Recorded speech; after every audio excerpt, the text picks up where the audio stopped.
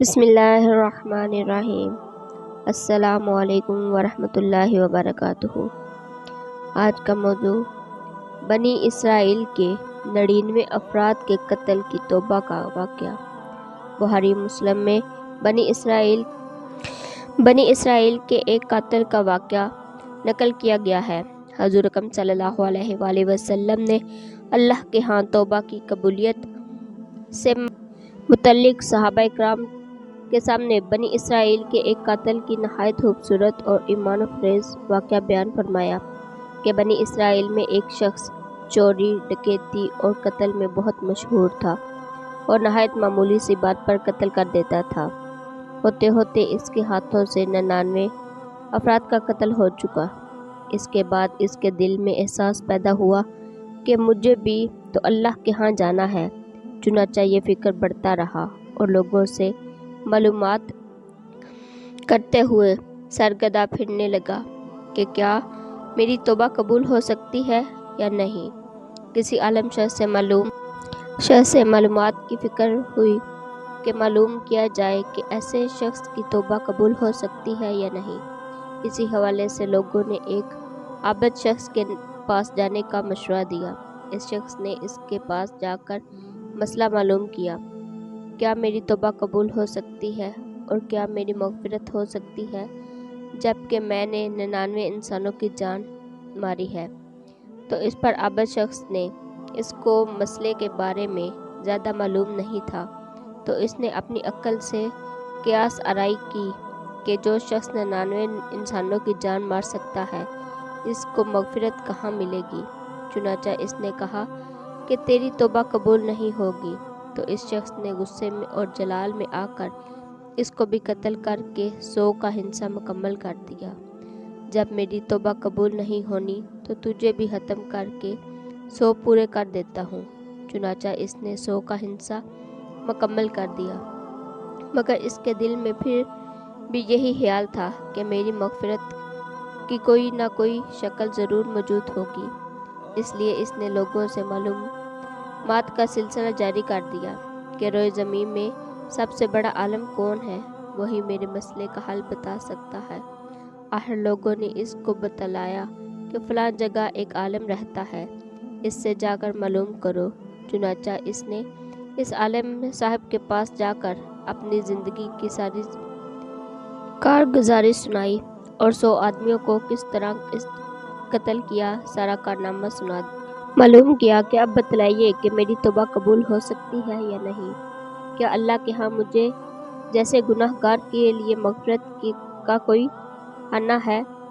اس عالم صاحب کو چونکہ علم تھا تو اس نے بتلایا کہ تیرے گناہ معاف کرنے میں اللہ کے ہاں کوئی رکاوٹ نہیں۔ اللہ کی رحمت کا سمندر تجھے جیسے گناہ گاروں کے گناہوں سے بہت بڑا اور وسیع ہے۔ چنانچہ اس عالم صاحب نے اسے مشورہ دیا کہ تم فلاں جگہ سفر کر کے جاؤ، وہاں کچھ اللہ کے بندے رہتے ہیں، ان کا مشغلہ صرف اللہ کی عبادت ہے، ان کے ساتھ مل کر اللہ کی عبادت کرو اور نادم ہو کر اپنے گناہوں کی معافی مانگو، انشاءاللہ اللہ تمہاری مغفرت ہو جائے گی۔ جب اس شخص نے آدھا راستہ طے کر لیا تو ملک الموت اب اس کی روح لے جانے کا مسئلہ کھڑا ہوا۔ آسمانوں سے رحمت کے فرشتے بھی آئے اور عذاب کے بھی۔ رحمت کے فرشتے کہنے لگے، اس کی روح لے جانے کا حق ہم کو ہے، اس لیے کہ یہ سچے دل سے تائب ہو کر عبادت کے لیے جا رہا ہے۔ عذاب کے فرشتے کہنے لگے، اس کی روح لے جانے کا حق ہم کو ہے، اس لیے کہ اس شخص نے کبھی کوئی نیکی کا کام ہی نہیں کیا۔ اس دوران آسمان سے ایک فرشتہ آیا۔ بعض روایت میں سے معلوم ہوتا ہے کہ یہ آنے والا فرشتہ حضرت جبرائیل امین تھے۔ چنانچہ اس فرشتے نے تشریف لا کر ان دونوں طرف کے فرشتوں کے درمیان یہ فیصلہ کیا کہ دونوں طرف کی مسافت ناپ کر دیکھ لو، جہاں سے آ رہا ہے اور اس کی مسافت قریب ہے یا جہاں جا رہا ہے وہاں کی مسافت، لہٰذا جہاں کی مسافت قریب ہو اس شخص کو وہاں والوں میں شمار کر دیا جائے۔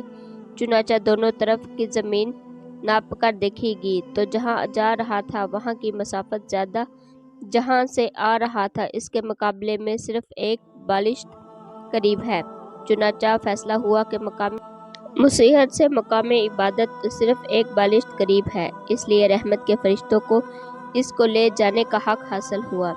چنانچہ اللہ تعالیٰ کی طرف سے اس کی مغفرت کا اعلان ہو گیا۔ ایک روایت میں آتا ہے کہ قتادہ رضی اللہ تعالیٰ عنہ فرماتے ہیں کہ حسن رضی اللہ تعالیٰ عنہ نے فرمایا کہ ہم سے یہ ذکر کیا گیا کہ اس شخص کے پاس جب ملک الموت آیا تو اس شخص سینے کے بل اس سرزمین کی طرف گھسیٹتا چلا گیا۔ حدیث قدسی میں آتا ہے کہ میں اپنے بندے کے ساتھ اس کے گمان کے مطابق ہوتا ہوں اور وہ جہاں بھی یاد کرے میں اس کے ساتھ وہاں ہوں۔ باخدا اللہ تعالیٰ اپنے بندوں کی توجہ سے اس سے زیادہ خوش ہوتا ہے جتنی خوشی تم میں سے کسی ایسے شخص کو ہوتی ہے جس کا بیابان میں گم ہو کر پھر اس سے مل جائے اور اس شخص سے ایک بالشت میری طرف آتا ہے، میں ایک ہاتھ اس کے قریب ہو جاتا ہوں اور جو شخص ایک ہاتھ میرے قریب آتا ہے میں اس کے باغ یعنی پھیلائے ہوئے دونوں ہاتھوں کے درمیان کی مسافت کے قریب ہوتا ہوں، اور جب وہ میری طرف چل کر آتا ہے تو میں اس کی طرف دوڑ کر آتا ہوں۔ حاصل، انسان جب بھی سچے دل سے توبہ کرے تو اللہ تعالیٰ ضرور قبول فرمائے گا انشاءاللہ۔ یہ واقعہ خصوصاً ان حضرات کے لیے حوصلہ افزائی اور معاونت کا سبب ہے جو بڑے بڑے گناہ کر کے اب مایوسی کی زندگی گزار رہے ہیں، چنانچہ شیطان انہیں مایوس کرتا ہے۔ بہرحال گناہ گاروں کو شیطان کی باتوں میں آ کر مایوس نہیں ہونا چاہیے، بلکہ اللہ تعالیٰ کی رحمت سے اچھی امید رکھ کر سچی توبہ کے ذریعے اپنے آپ کو پاک صاف کر لینا چاہیے۔ اللہ تعالیٰ ہم سب کو اس پر عمل کرنے کی توفیق عطا فرمائے، آمین۔ امید ہے آپ کو میری آج کی ویڈیو پسند آئی ہوگی۔ ایسی اور بہت سی ویڈیو دیکھنے کے لیے میرے چینل کو لائک، شیئر اور سبسکرائب کیجیے۔